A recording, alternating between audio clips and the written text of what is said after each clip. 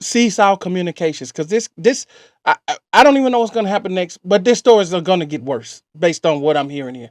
This story is going to get worse. And he was like, okay, well, then I'm coming through to your crib. So I said very assertively, I was like, you are not. Up out of my sleep because I can hear somebody at my door, like jiggling my door handle and just like in the hallway. Something ain't adding up here. Something don't smell right.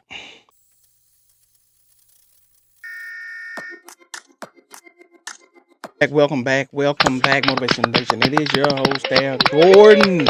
We've been sending another video, man. And so, if you're new here, what we do on this channel is we watch videos, we react, we try to give our opinion. Sometimes it's funny, sometimes it's helpful, but I'm not going to belabor you guys with a long intro.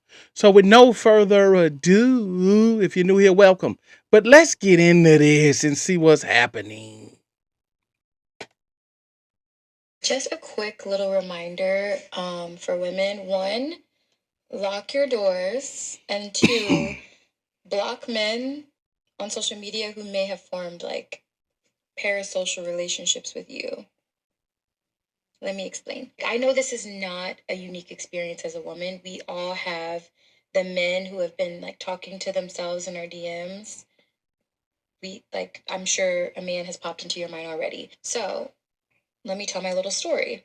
I have a neighbor who I categorize as a nice person. We've lived in close proximity for about 3 years. Every now and then he'll respond to like a story I post on Instagram. Like I'll get little heart eyes or things like that. And not responding to a man is like an indirect form of rejection. Like if you do that so many times, I'm sure that will bother you. Hold on, let's stop right there. No, if a person is sending you messages, especially a person in close proximity, because what you just described and what you are explaining now is two totally different things, right? About somebody being in the DMs talking to themselves, but now we're talking about a neighbor. So this is somebody you actually know, and he's responding to you. You don't necessarily like it. Excuse me. And he lives close. You need to block this guy immediately because you don't want to give him any type of false hope. But anyway, let's just stop there. We got to break this down chunk by chunk, piece by piece. But let's continue. Let's see what happens next. But this is my neighbor. Most of our interactions revolve around neighbor things, like things going on in the building. Can I borrow this? Can I borrow that? Like very neighborly. So that's the extent of our relationship. That's how it's been for 3 years. Maybe 2-3 weeks ago, he sends me a TikTok of like DC restaurants. When he sent me this, I said, why did you send me this? Because I was confused. And he was like, oh, you just popped up in my mind. You were the first person I thought of. I was like, oh, did you want to go check one out? And he was like, yeah. I'd like, okay, I'd be down. Let's go. And then he said, oh, you just want a free meal. Immediately no. I was like, oh, never mind. No, thank you. Like I just shut it down. And he was Okay, so we've crossed the line past someone just in your DMs now that's talking to themselves. No, you're actually talking back to a point where you're talking about going out to eat with him, and he says that, hey, okay, you just want a free meal. So after he's already given you, in my opinion, based on what you're saying, enough reason to block the guy and minimize your conversation. There's no need to be sharing spices and salt and pepper with someone that you're clearly not that interested in, unless you're trying to use the guy for something else. Now, him saying, let's go get something to eat, but then saying you want a free meal, that right there, that is what we call a red flag. And you should have blocked the guy immediately, and there's no need to continue to talk to him. At that point, the story should be over. It should be over because you don't keep communicating with a guy that is behaving in this manner. Because if you do, and this is a good learning lesson, if you do, a guy like this is going to gradually get worse as an individual. Okay, so this is just a learning lesson at this point. So this is gonna be a teaching video on things what not to do when you see someone. And I'm talking to you as if you were my daughter in this scenario. Hey man, this man done did this. Seesaw communications, because I don't even know what's going to happen next, but this story is going to get worse based on what I'm hearing here. This story is going to get worse. oh, I was just kidding, and I just didn't respond because at this point, not interested at all. So that's like 2 weeks ago. Fast forward to last week. I was coming home from my friend's birthday dinner and I saw him in the parking lot. And he's headed out and he's like, oh, blah, blah, blah. Like, we just had like a little neighborly like exchange. How are you? La, la, la. I go inside.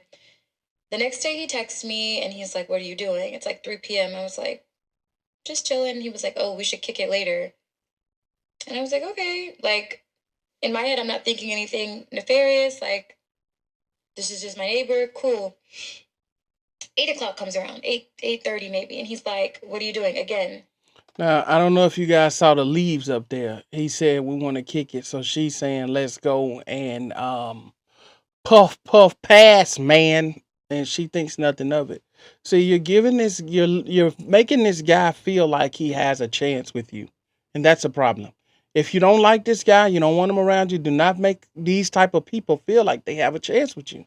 Again, this story's gonna get worse. I don't care what you say. This story's gonna get worse. I'm not really thinking about this like kicking it situation. I was like, oh, I'm chilling, just got off the phone with my mom. Like, I was really about to watch the State of the Union address. Like, that's what I was preparing for. And he was like, something about like being out right now. Would I wait up for him?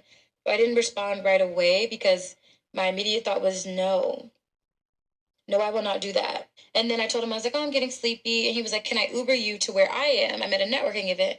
Okay, and sometimes I'm gonna give her the benefit of the doubt on this because there are scenarios when sometimes some women are just too nice to some of these guys, and she feels as though, okay, he's my neighbor. I don't want to hurt his feelings. Maybe I need him. Maybe I won't. I just don't want to seem rude and make the scenario awkward. Okay, I get it. But in this particular point, it's time to say that you are seeing someone or that you're now in a relationship with someone to at least get this guy to start to at least slowly back off or feel like there's a low level threat of violence if he continues to bother you in this manner. But you're very nonchalant and kind of, well, whatever, you know what I'm saying? It's almost as if you hang out with this guy or communicate with this guy when you're bored or lonely or need something to do. And this guy's taking this as, well, okay, she likes me and I'm gonna get around to it when I can. So you can't listen, man.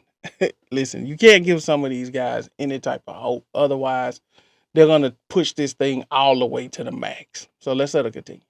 I was like, oh, I already did my skincare. PJs are on, not leaving. And he was like, okay, well, then I'm coming through to your crib. Hmm? So I said very assertively, I was like, you are not. And he was like, well, this is the second time you flaked on me. Me personally can't remember the first time, but okay. At this point, it was like 11:30, 12:30. Okay, so you gotta take when somebody says something to you like that, you gotta take that extremely serious. Him saying, "Okay, I'm gonna come over to your crib," and then that's when you have to come back with something like, "Okay, and I'll have the ambulance waiting on you when you get here because you may come in alive, but you're not gonna exit that way. Don't play with me that way. I don't play those kind of games." And say, "Hey, my significant other be over here too. He'll be waiting on you. You can't." People, listen. we People have always been off their rocker, but we live in a day and age now where people feel as though they can do whatever they want and don't have consequences to what they're doing. So you have to put a real stake in the ground and you have to draw real boundaries and real hard lines in the sand with people.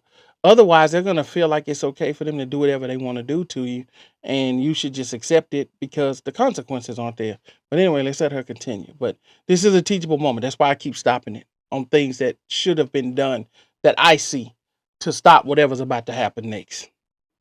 Which is late for me, but I was only up because I was watching the State of the Union, which was really long, and then I watched Abigail Spanberger's response, which was also quite long. So I stayed up later than I normally do. My last message I sent to him was like 12:30 a.m. I go to sleep. 2 a.m. I'm I like Mixed signals. Don't send this guy a text at 12:30 a.m. after he said he's coming by. Come on. See, you playing a dangerous game here. This is a very dangerous game that you're playing with this guy. This is not a game that you play. up out of my sleep because I can hear somebody at my door like jiggling my door handle and just like in the hallway. Mind you, we live on the same floor. Like he knows where I live, I know where he lives. Cool. Not cool. Not cool.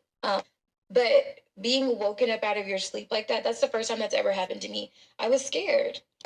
Jiggling on your door at 2:30 in the morning. Your neighbor, he lives close. That's cool. Okay, that's not cool. I don't know what kind of game you playing here, but this ain't. This is not a joke. And if this is a joke for you, then something is wrong with you as well. I was really scared. I reached for my phone. My first thought was let me call my mom, which I don't know why, because my mom lives over an hour away, and I don't know what I thought she was gonna do. But I'm sorry. I don't know. I don't know about this now.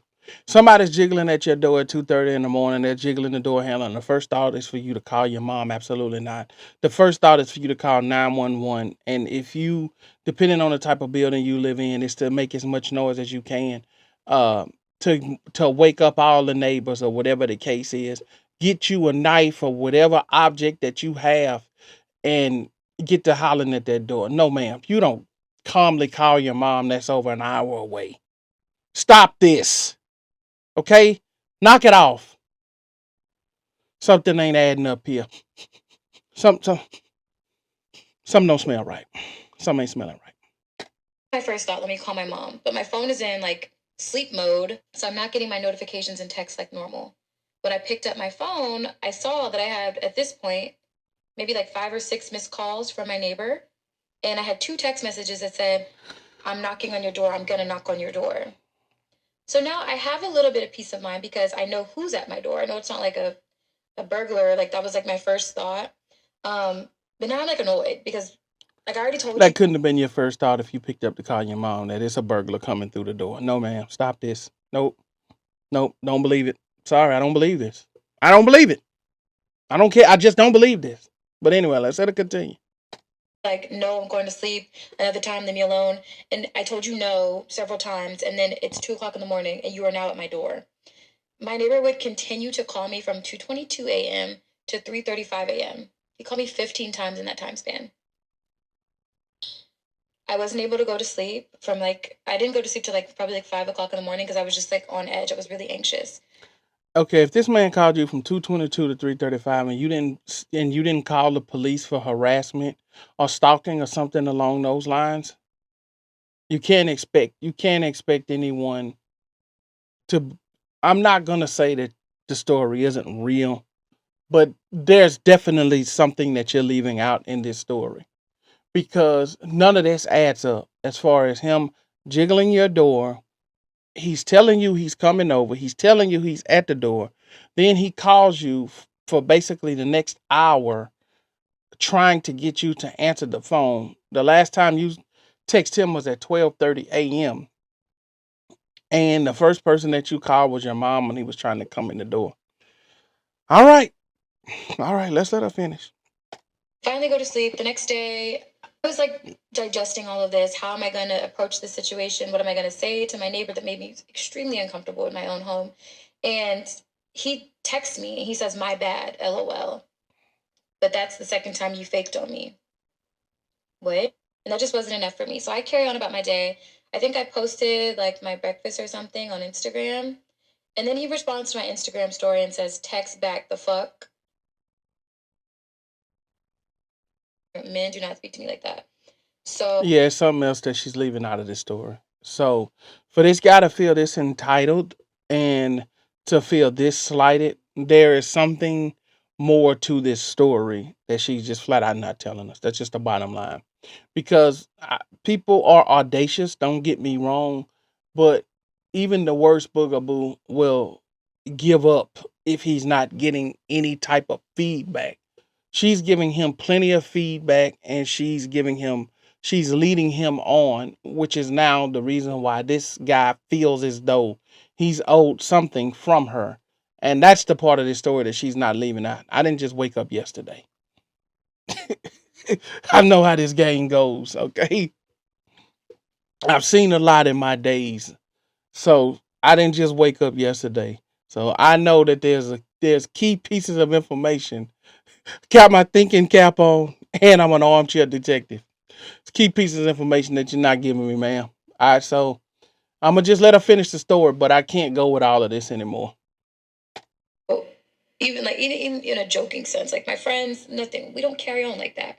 So as soon as he said that shit, I got mad. Like saw red. All the grace I had been thinking to give him, like, oh, maybe he was drunk. It's like 2 a.m. So you got mad because he said the F, but you didn't get mad. So now you're seeing red, but you didn't see red when he was trying to come into your home at 2 o'clock, 2:30 in the morning, and then called you 15 times over the next hour. That didn't make you. That didn't piss you off. You didn't see red then. You were gonna give him grace on all that. But when he said you ain't gonna text back what the F, that's what sent you over the edge. Oh, okay, got it. All right. I just gotta make sure I'm clear and understanding and seeing what's going on here. Okay, got it. That went out the window, and I just messaged him. I was like, I don't know where you got this sense of entitlement from to me and my time. And then I just swiftly blocked him across all platforms and blocked his number. And yeah, if you are directly or indirectly rejecting men, I think it's in everybody's best interest to remove them so they don't have access to you. Um, and make sure your doors are locked. Just a Okay, listen, I'm gonna conclude with this, man. I don't know what all took place because this is her side of the story, so I don't know. So we can only go on what she told us. But there's most definitely more to the story than what she is telling us for this guy to even feel this entitled. And for her to say after the one text message, after everything else that this guy's done up to this point, it's been okay. She was going to forgive him, give him grace, but it's that one text message of you can't text back what the F. That's enough to send her over the edge to block him on all socials. I'm not buying it. I'm not buying it, but this is a telltale sign of do not lead people on, whether it's a male leading on a female or a female leading on a male. We're in a different time right now, and it's very dangerous to play with people's emotions. And I would advise that just be straight up with people. Tell people what your true intentions are right off the rip. Yo, listen, I'm not looking for this. I want this, this, this, and this. You either take it or leave it. Just be real with people. Don't lead people on and put yourself in a position and put yourself in a predicament in a situation that could cost you dearly and do something that's completely irreversible because people out here just they don't care anymore. The consequences aren't there anymore. The moral conscience is not there anymore. So people are just behaving however they want to behave. So don't put yourself in position to get jammed up. But anyway, you guys saw what I saw, you heard what I heard. Jump down in the comments and let me know what you guys think. Did she leave something out? Is this the way you guys think that it went? So let me know what you guys think. As always, I appreciate you watching, but that's it for this video. I'll see you guys on the next one. I'm out.